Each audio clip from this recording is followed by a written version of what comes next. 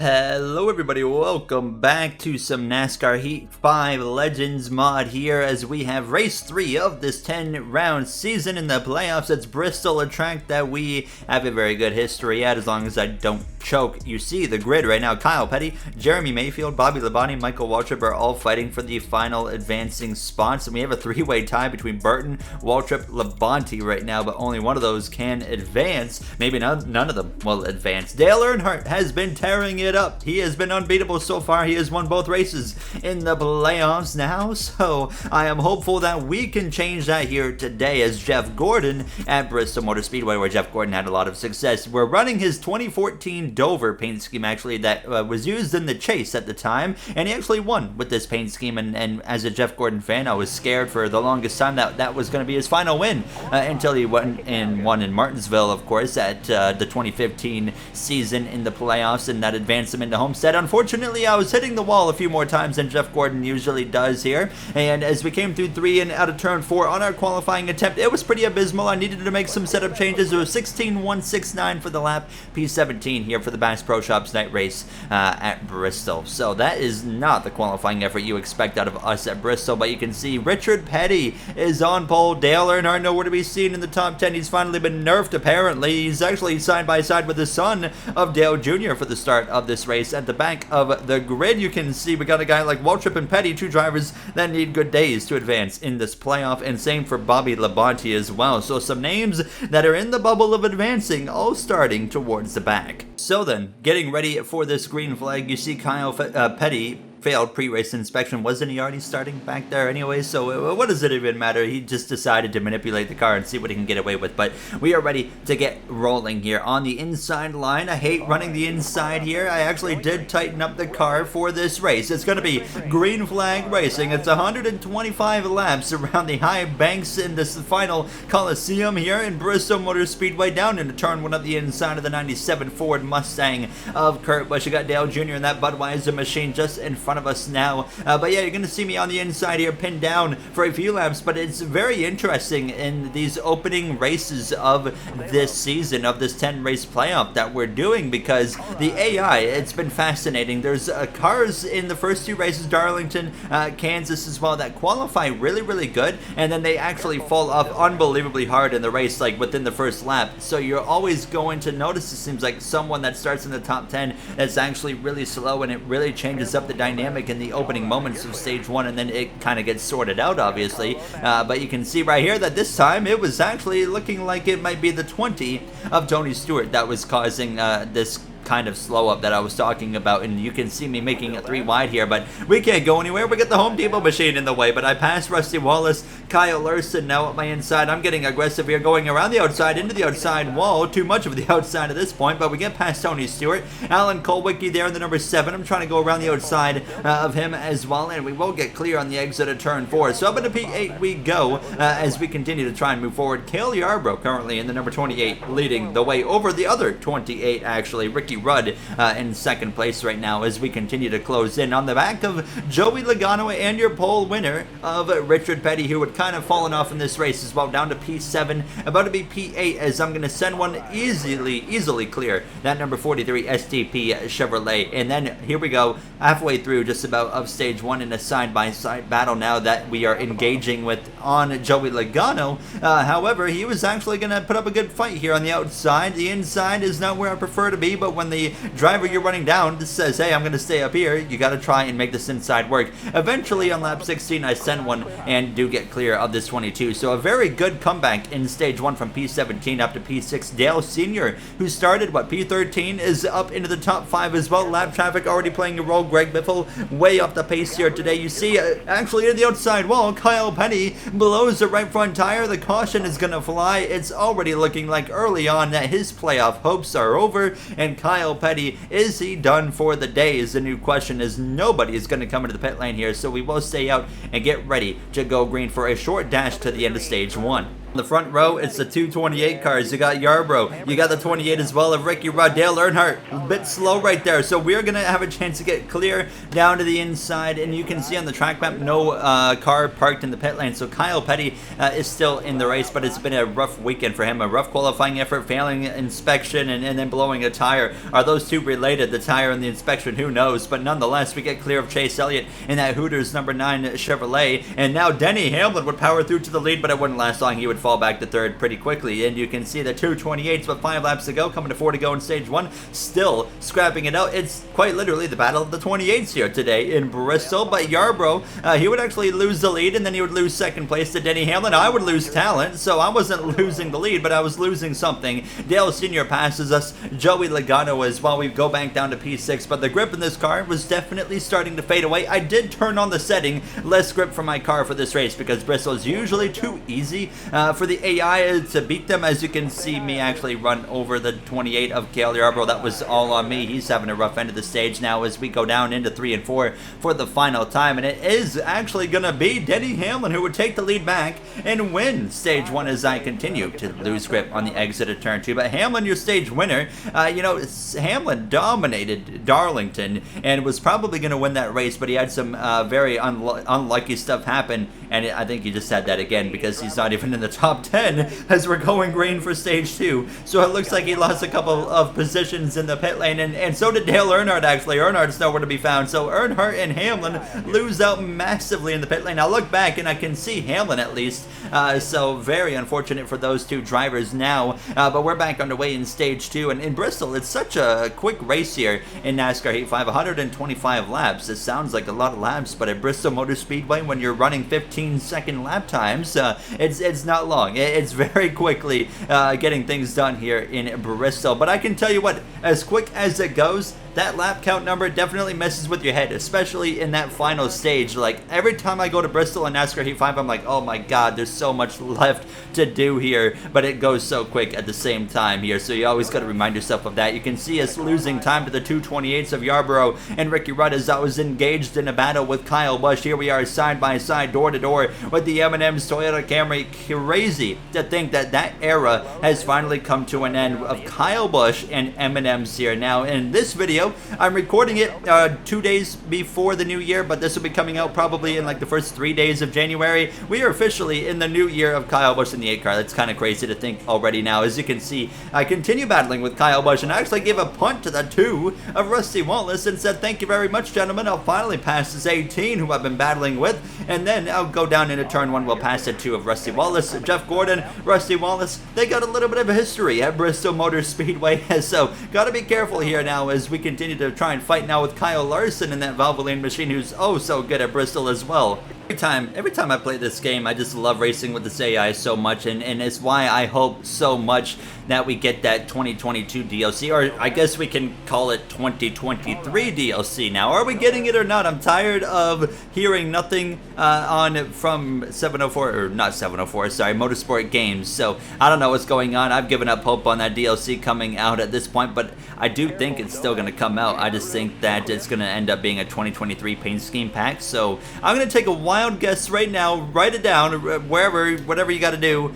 It's going to come out Daytona 500 week, okay? That's my prediction. If it doesn't come out Daytona 500 week, it's not coming out at all. There you go. That's my deadline right there now. As you can see us continuing to battle through lap traffic. I was up at a P3, running down the 2 leaders of Ricky Rudd as well as Cale Yarbrough with 8 laps to go in the stage, and all of a sudden here I am with a chance to make a 3 wide for the lead here. Now Dale Jr. falling way off in this race. He started in front of myself actually there, P14, and here he is now battling for 30th with our teammate here at Hendrick Motorsports of Casey Kane, who I am trying to get out of the way. We do come through to lead the lap briefly, trying to get up the inside of this number 5 of Kane, and we get past them, but you can see the 28 of Rudd's going to punt me in the left rear, put me into the outside wall, and we're going to lose 2 spots out of that. So then we come straight through to the final 2 laps of the stage, and they are once again full-blown engaged in this just swarm of lap cars here. You got Labonte up there, you got Carl Edwards, you got Harvick, Newman I can see, and we start the final lap lap of the stage, and I'm in prime position to steal the stage win right here. I might be P3, but I'm not about to be P3. I'm about to be P1 as we exit turn 2, side by side with Yarborough. Into turn 3, the 28 of Rudd's going to leave it wide open up on the outside. I'm going to take it and say thank you very much. On the exit of turn 4, sideways briefly,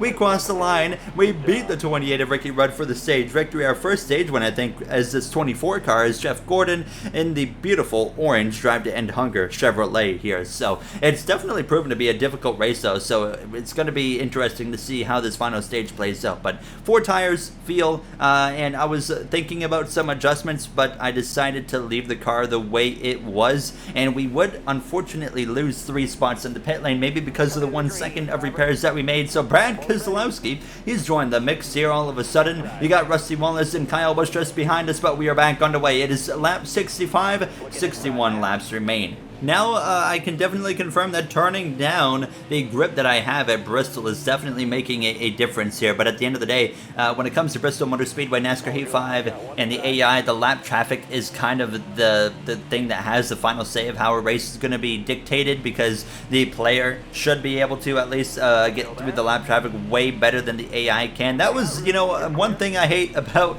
NASCAR Heat 5 AI is I've definitely had the best experience with the AI on this game versus any other NASCAR game, but they are terrible at getting through lap traffic. That's one thing that has never changed here, but I'm sure it's like that really in any NASCAR game, honestly. Now, as you can see us still battling with the 28 of Ricky Rudd. Rusty Wallace has now gotten up into second place, and I was trying to keep these battles as clean as possible. I didn't want to really get physical if I didn't have to. The caution is going to come out with 51 to go, and that is going to force everybody into the pit lane. Oh my goodness, it looks like it's Sterling Marlin who brought out the caution. Actually, there you saw his number 40 gray machine facing the wrong direction. Everybody's into the pits. I put 4 tires on, and you can see things got switched up. Some drivers decided 2 tires was the way to go, and you know, Ricky Rudd decided the throttle wasn't going to go down on that restart here. We go up the inside of the 2 of Wallace here, and you can see Kyle Busch out in front, Kyle Larson, Brad Keselowski. They all took 2 tires, so yes, they might be out in front right now, but they're not going to be for long. Ryan Newman as well,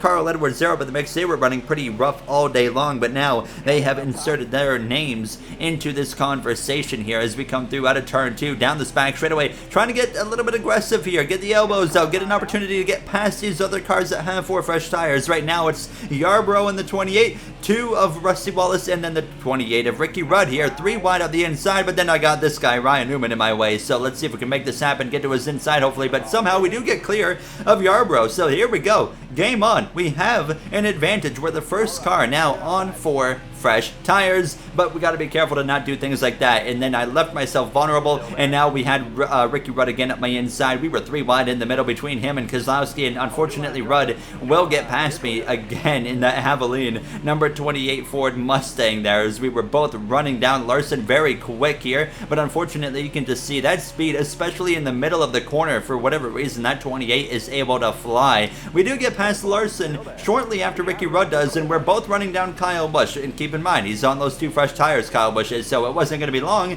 until Rudd and myself run down the M&M's Toyota Camry. And here we are, lap 86, 30 laps to go, or 40 laps to go, sorry. The caution is going to come out again this time, though. Everybody's going to stay on the racetrack because we are good by about 10 laps on field. No need to really come in. Somebody could try and gamble and maybe take tires, but nobody was up for that. So Dale Sr., he's back up into row number 2 here, P4. He's had a very good final stage rebound here. He has won both races so far. Can he keep it up and sweep a whole round of the playoffs? Let's find out here now. Lap 90 of 125, 36 laps to go. Kyle Busch clear for the lead, but how long will that last? He's got a bunch of cars behind him on these 4 fresh tires that want to get past him here, and it's not going to take long, I'm sure. All over the back of Ricky Rudd. He actually covers me off. I was trying to go to the outside. He says no, sir. And now here comes Yarborough again up the inside. Rudd, Yarborough, they've been the 2 fastest all night long, but we have joined the party. You can see here Rudd would get past Kyle Busch. I would get to the outside of Kyle Busch, and I would get clear of Kyle Busch down the back straightaway. So here we are, a race between myself and Ricky Rudd. A bit of a moment there on lap 94 in the exit of turn 2, but we were able to correct it and hang on,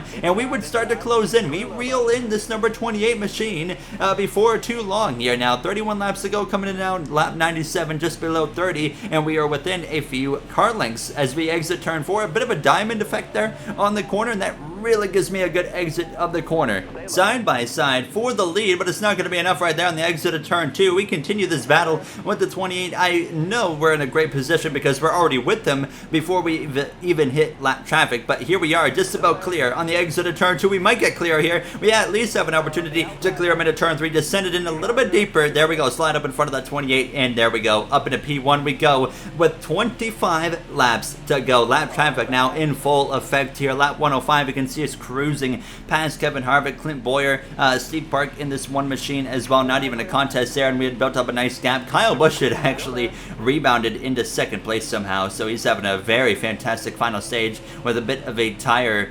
disadvantage that he is currently on. But just continuing to work my way through this traffic. The car was getting looser and looser. That was a bit of a concern now as we come through to 14 to go, and we have about a half a straightaway gap on Kyle Busch. 3 wide with lap cars. Mark Martin in the middle on the exit of turn 2. We lose grip. We go crashing into the inside wall. The caution is going to fly. The damage is done. We hold the lead, but you see the damage visually. You see it's 7 seconds of repairs on the screen. I cannot pit. I'm not going to pit. We're locked in already to the next round of the playoffs, so why not stay out and just at least see what we can do? But I think I just had the choke of my Jeff Gordon career so far. That was pretty embarrassing because although we're going to be leading for this restart, we are going to have an absolutely terrible handling race car for these final 10 laps. 10 laps of Bristol. That's only a few minutes of racing here, but I can tell you right now, this car drove so bad, and you can definitely see that here because Kyle Busch is going to go to my inside. I wasn't even trying to get up to the outside, and it just kind of happened, and there he goes. Kyle Busch is going to clear us, and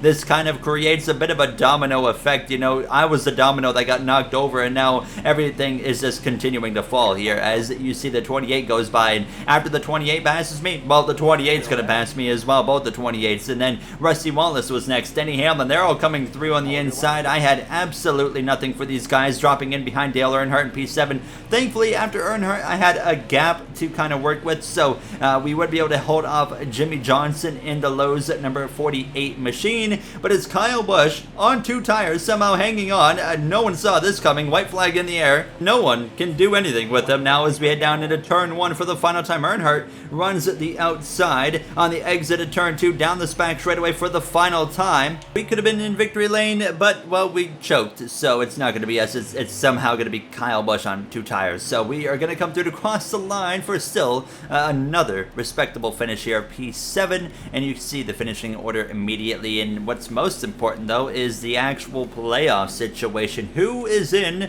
Who is out? We know Dale Earnhardt's moving on. We know we're moving on. Kyle Busch with the win here today at the very back of the grid. It's Matt Kenseth, 85 laps down. Kyle Busch moves on. Of course, Kyle Petty, Jeremy Mayfield, Michael Waltrip, Jeff Burton, all eliminated here. Bobby Labonte moves on. Kenseth hangs on after such a great Kansas and Darlington as well, so he got pretty lucky with that. But we got another round on the way. We got Texas. We got the Charlotte Roval on the way as well. We got Talladega. So this next round is going to be a kind of a free-for-all. I feel like this could be a crazy one where some big names could get eliminated that you wouldn't expect. So I'm excited for that one. Everybody goes in on an even playing field at 3,000 points apiece. If you guys enjoyed, you know what to do, and I look forward to seeing you all in the next one. And thank you for watching one final time. Have a great day, everybody.